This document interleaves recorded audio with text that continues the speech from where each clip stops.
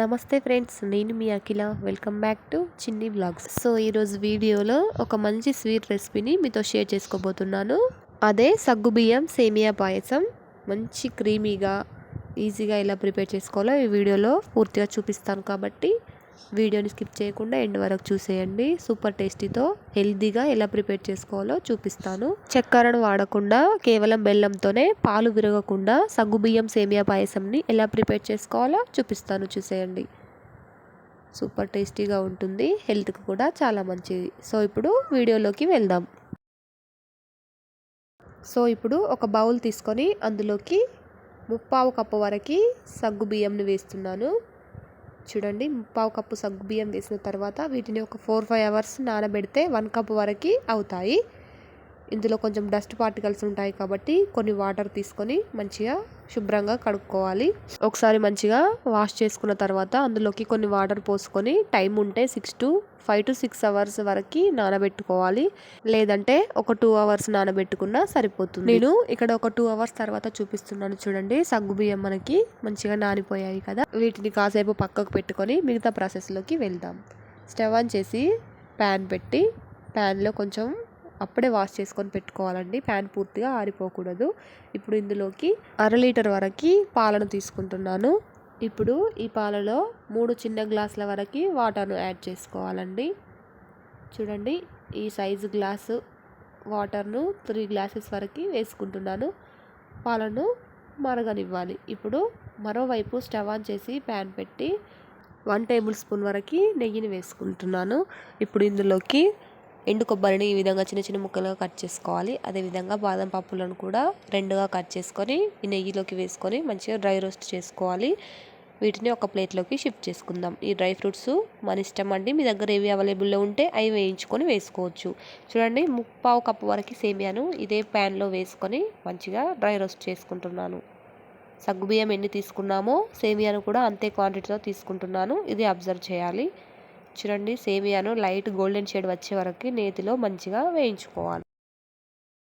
So ఇలా వేయించుకున్న సేమియాని వేరొక ప్లేట్లోకి షిఫ్ట్ చేసేసుకోవాలి. చూడండి, సేమియా అనేది లైట్ గోల్డెన్ షేడ్ వరకు మంచిగా వేయించుకున్నాం కదా. పాలు కూడా పొంగు వచ్చేసి మరగడం అనేది స్టార్ట్ అవుతుంది. చూడండి, ఇలా అంతా పాల పైన ఉన్న మీగడ అంతా మంచిగా లోపలికి అనుకుంటూ మంచిగా అంతా కలిసేలా ఒకసారి పూర్తిగా కలుపుకోవాలి. చుట్టుపక్కల మిగిలినంతా లోపలికి అనుకుంటూ మంచిగా కలుపుకొని స్టవ్ని లో ఫ్లేమ్లో ఉంచి 2 నిమిషాల వరకు మంచిగా మరిగించుకున్న తర్వాత మనం ముందుగా నానబెట్టుకున్న సగ్గుబియ్యంని వాటర్తో సహా ఇందులోకి వేసుకొని అంతా కలిసేలా పూర్తిగా కలుపుకోవాలి.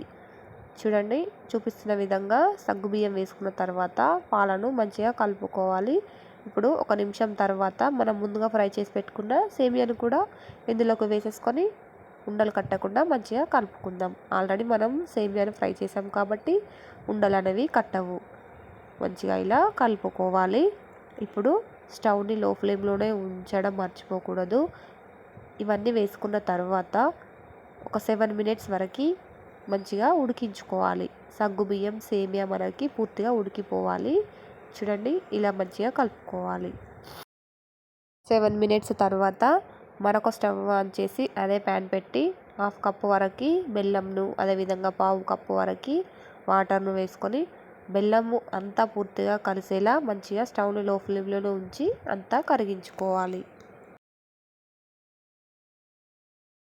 బెల్లం కరిగేలోపు ఇప్పుడు మనం ఒక చిటికెడంతా యాలకుల పొడిని వేసుకుందాం. ఫ్లేవర్ మంచిగా ఉండడం కోసం ఏదైనా స్వీట్లో యాలకుల పొడి వేస్తేనే బాగుంటుంది కదా. సో ఇవి ఇలా ఉడుకుతున్నప్పుడు యాలకుల పొడి వేసుకొని అంతా కలిసేలా ఒకసారి మంచిగా కలుపుకోవాలి.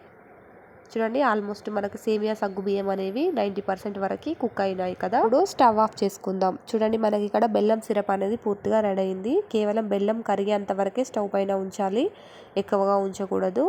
ఇలా స్టవ్ ఆఫ్ చేసుకొని ఒక 2 నిమిషాల వరకు ఈ పాయసాన్ని మంచిగా చల్లారనివ్వాలి. చూడండి, గ్యాస్ పై నుంచి వేరే ప్లేస్లోకి షిఫ్ట్ చేసుకున్న తర్వాత మనం ముందుగా ప్రిపేర్ చేసి పెట్టుకున్న బెల్లం సిరప్ని పాయసంలోకి పోసుకోవాలి. అంతా బెల్లం అనేది పాకంలా మాత్రం రావద్దండి. జస్ట్ వాటర్లా బెల్లం పూర్తిగా మిక్స్ అయితే సరిపోతుంది, కరిగిపోతే సరిపోతుంది. చూడండి, ఇలా అంతా ఒకసారి పోసుకున్న తర్వాత సేమియా, సగ్గుబియ్యం, పాలు అంతా కలిసేలా మంచిగా కలుపుకోవాలి. చాలాసేపు వరకు ఇలా కలుపుతూనే ఉండాలి. చూడండి, ఆటోమేటిక్గా కలర్ అనేది మనకు చేంజ్గా కనిపిస్తుంది కదా. ఇప్పుడు ఇందులోకి మనం ముందుగా ఫ్రై చేసి పెట్టుకున్న డ్రై ఫ్రూట్స్ని కూడా వేసుకొని మిక్స్ చేసుకుందాం. చూడండి, ఇక్కడ మనకు కావాలంటే ఒక చిటికెడు వరకు సాల్ట్ను కూడా యూజ్ చేయొచ్చు. నచ్చకపోతే స్కిప్ చేయొచ్చు. నేను ఇందులోనికి సాల్ట్ వేయడం లేదండి, మీరు ఒకసారి అబ్జర్వ్ చేయొచ్చు. అంతేనండి, టేస్టీగా క్రీమీగా సగ్గుబియ్యం సేమియా పాయసం బెల్లంతో అయితే మనం ప్రిపేర్ చేసుకున్నాం కదా, చూస్తూనే నోరూరుతుంది. ఇలా చేశారంటే పాలు మాత్రం అస్సలే విరగకుండా సూపర్గా వస్తుంది. టేస్ట్ కూడా బాగుంటుంది. హెల్త్కి కూడా చాలా మంచిది కాబట్టి మీరు కూడా ఒకసారి తప్పకుండా ట్రై చేయండి. ఈ వీడియో కనుక మీకు నచ్చినట్లయితే లైక్ చేయండి, షేర్ చేయండి, కామెంట్ చేయండి. మరిన్ని రెసిపీస్ కోసం చిన్ని వ్లాగ్స్ ఛానల్ని సబ్స్క్రైబ్ చేయడం మర్చిపోవద్దు. Thanks for watching.